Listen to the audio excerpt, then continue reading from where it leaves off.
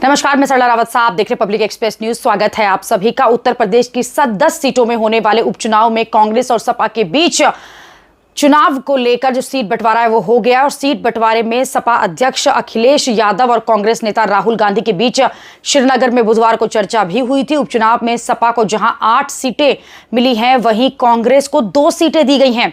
हालांकि अभी चुनाव आयोग ने 9 सीटों के लिए ही चुनावी कार्यक्रम जो है तय किया है, क्योंकि मिल्कीपुर की जो 10वीं सीट है उस पर चुनाव की तारीख तय नहीं हुई है। समाजवादी पहले ही 6 सीटों पर अपने प्रत्याशी घोषित भी कर चुके हैं, जिसमें मिल्कीपुर के साथ साथ करहल, सीसामऊ, फूलपुर, कटहरी और मंझवा शामिल है।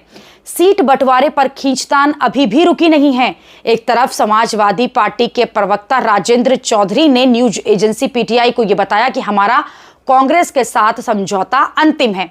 10 सीटों में से कांग्रेस खैर और गाजियाबाद पर जो चुनाव है वो लड़ेगी, जबकि बाकी बची हुई 8 सीटें जो हैं उस पर समाजवादी पार्टी चुनाव लड़ेगी।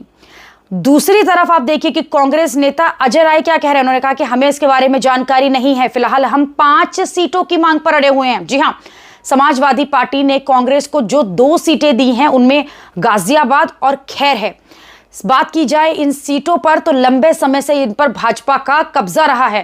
कांग्रेस ने सपा से 5 सीटें मांगी थी। इसमें गाजियाबाद, खैर, मीरापुर, मंझवा और फूलपुर की दावेदारी पेश की गई थी, लेकिन लगातार जिस तरह का माहौल था उससे लग ही रहा था कि समाजवादी पार्टी जो है वो हावी पड़ेगी। उसके बाद ही हरियाणा का जब चुनाव हुआ, रिजल्ट आया, जब समाजवादी पार्टी ने यह देख लिया कि कांग्रेस जो है वो नीचे स्तर पर आ चुकी है, हार चुकी है, ऐसे में समाजवादी पार्टी ने मौके पर चौका लगाते हुए अपने 6 उम्मीदवारों की लिस्ट जारी कर दी। तब भी यह साफ हो गया था कि कांग्रेस को मांगी गई 5 सीटें तो नहीं मिलेंगी, लेकिन अब तो समाजवादी पार्टी के प्रवक्ता साफ तौर पर कह चुके हैं कि समझौता हो चुका है, हमें 8 सीट मिलेंगी, यानी कि समाजवादी पार्टी को 10 सीटों में से 8 सीटों पर चुनाव लड़ने को मिलेगा, जबकि दूसरी तरफ कांग्रेस को 2 सीटें मिली है। लेकिन कांग्रेस के कुछ नेता अभी भी यही कह रहे हैं कि इसकी कोई जानकारी नहीं है, हम 5 सीटों की डिमांड कर रहे हैं। अभी के लिए इतना ही। अगली खबर में आपसे फिर होगी मुलाकात। देश और दुनिया की खबरों के लिए आप देखते रहिए, आप जुड़े रहिए पब्लिक एक्सप्रेस न्यूज के साथ। धन्यवाद।